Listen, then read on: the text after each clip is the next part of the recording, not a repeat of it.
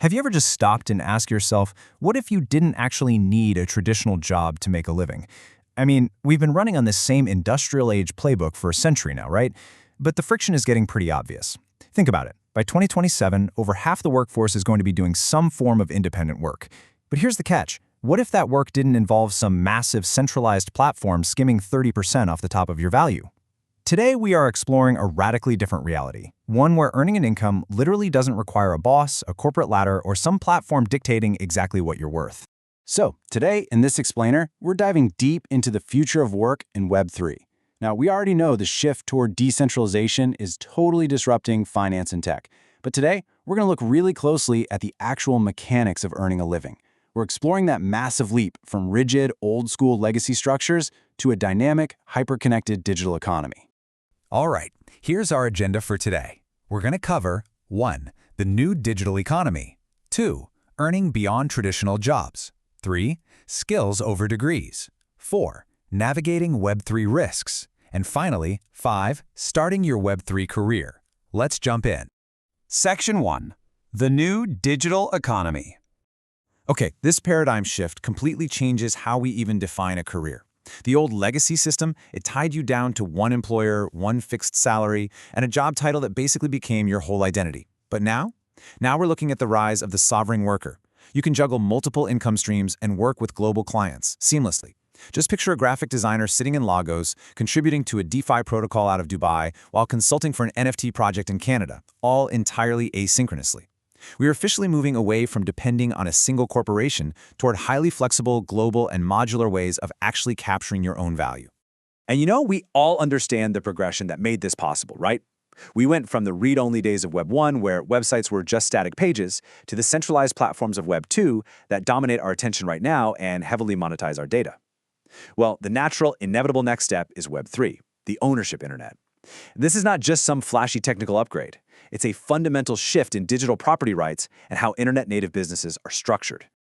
We know Web3 runs on decentralized ledgers and cryptography, but practically speaking, for the workforce, this means the value you create actually stays with you. It doesn't get siphoned off by centralized gatekeepers. You control your data, you earn direct yields on your contributions, and you actually get to make the community decisions that steer the ship. Those rent-seeking middlemen who have historically taken massive cuts of your labor, they are entirely stripped away. Now take a look at this breakdown.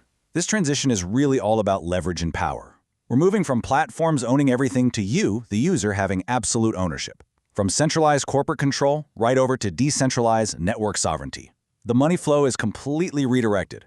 Instead of some tech giant hoarding all the upside, the capital flows directly to the people participating in the network. And honestly, the coolest part? Your digital wallet basically becomes your resume, your global bank account, and your identity, all rolled up into one highly portable package. Moving right along. Section 2. Earning beyond traditional jobs. So, the concept of freelance gig work definitely isn't new, but the underlying infrastructure here is getting a massive, much-needed upgrade.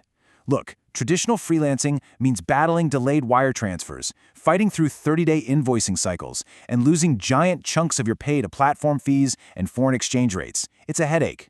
Now imagine finishing a project and the payment settles directly in your digital wallet before you even close your laptop. By leveraging smart contracts, agreements just execute automatically. No accounts receivable departments, no banks holding your funds, and no middleman delays. It is instant, borderless, peer-to-peer commerce. And that brings us perfectly to DAOs, Decentralized Autonomous Organizations. These structures take the traditional corporate hierarchy and completely flatten it. We're talking about capital coordination happening entirely through shared rules embedded in code, rather than through a bunch of C-suite executives making calls behind closed doors. It is a radically different and frankly better way to align incentives among a totally distributed group of global contributors. Think of it kind of like a sports franchise, but let's elevate the mechanics. In a legacy company, you have a manager who dictates the plays, and the employees just execute them for a flat wage. Boring, right? But in a DAO, contributors actually vote on the strategic direction. Tokens give you both governance power and equity at the exact same time. You could jump into a protocol as a developer or community lead and earn tokens that blend the roles of worker, owner, and board member into one continuous relationship. Your skin in the game is perfectly aligned with the success of the entire network. All right, Section 3. Skills over degrees. Because the gatekeepers are gone, Absolutely nobody is going to ask for your university degree in Web3. The focus is purely 100% on what you can execute and deliver. Core skills like concise communication, content creation, and digital marketing, those are incredibly highly leveraged in this space. And community management? Wow, that is literally the lifeblood of Web3. A strong community manager drives liquidity, user retention, and loyalty way better than any traditional marketing campaign ever could. Combine those skills with deep crypto literacy, and you instantly become a massively valued asset in a permissionless economy. Section 4. Navigating Web3 risks. Time for a quick reality check. Look, because we are operating at the absolute bleeding edge of the internet here, survival requires some serious discipline. We are talking malicious smart contracts, sophisticated phishing attacks, and extreme price volatility that will absolutely test your nerves. And we've all heard those nightmare stories, right? Someone loses millions of dollars just because they threw away an old hard drive or forgot their seed phrase. You have to understand, there is no HR department or IT help desk to reset your password here. Your survival depends entirely on maintaining your own operational security, managing risk, and keeping emotions like FOMO and greed totally in check. Okay, Section 5, starting your Web3 career. Let's get practical. Actionable execution starts with securing the basics. Set up a non-custodial wallet and really understand the mechanics of gas fees and signing transactions. But here's the real secret sauce to getting hired: hyper-focus. Choose just one core skill to master, whether that's technical writing, tokenomics design, or front-end dev. Don't try to be a jack of all trades. Then anchor that skill with a highly visible digital identity. The ecosystem moves incredibly fast, so your public footprint on places like Twitter or Discord is your primary signal to the world. Once your identity is locked in, become a fly on the wall in various protocol discords and governance forums. Just observe it first. Then, start adding value proactively. Answer community questions, summarize long governance calls, submit minor bug fixes, and do this without demanding some immediate massive payout. In this ecosystem, trust is earned through consistent execution. Your on-chain portfolio, alongside those public contributions, serves as your ultimate, unforgeable proof of work.